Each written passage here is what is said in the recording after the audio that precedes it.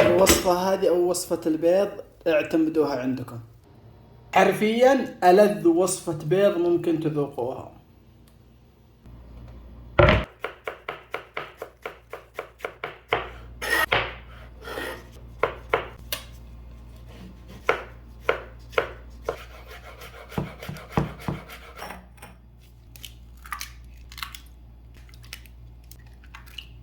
رشة ملح ونخفق البيض بالشوكة حتى يرجع معانا بالشكل هذا. زبدة،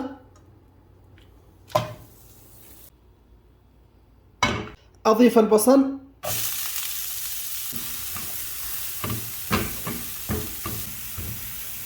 ثوم مهروس، طماطم،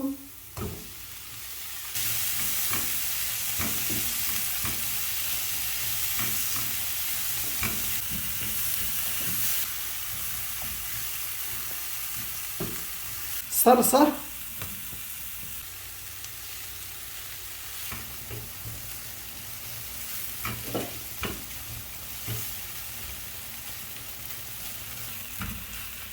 فلفل حار حسب الرغبة،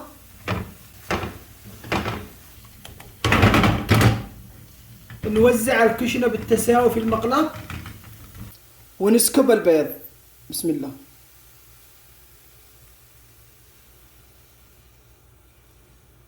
وقبل ما سكبت البيض عندي طاوة ثانية هنا خليتها تسخن واغطي البيض بالشكل هذا لمدة دقيقتين. ارفع الطاوة بعد ما وصلت معانا للمرحلة هذه واضيف جبنة موزاريلا، او ممكن نسوي جبنة سائلة او جبنة شيدر.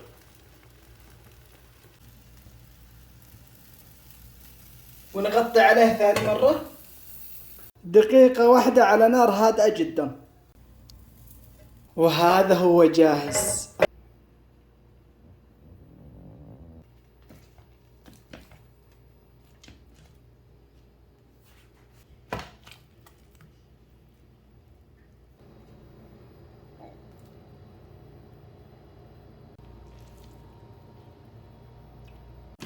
ضروري جدا تجربوا الوصفة وتعتمدوها عندكم، وعليكم بالعافية. شوفوا ما شاء الله تبارك الله، الطعم ما ينوصف ولا ينشبع منه.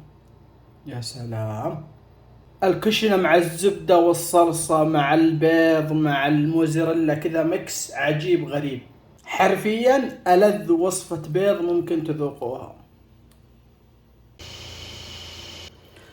واضحة انها مش لذيذة.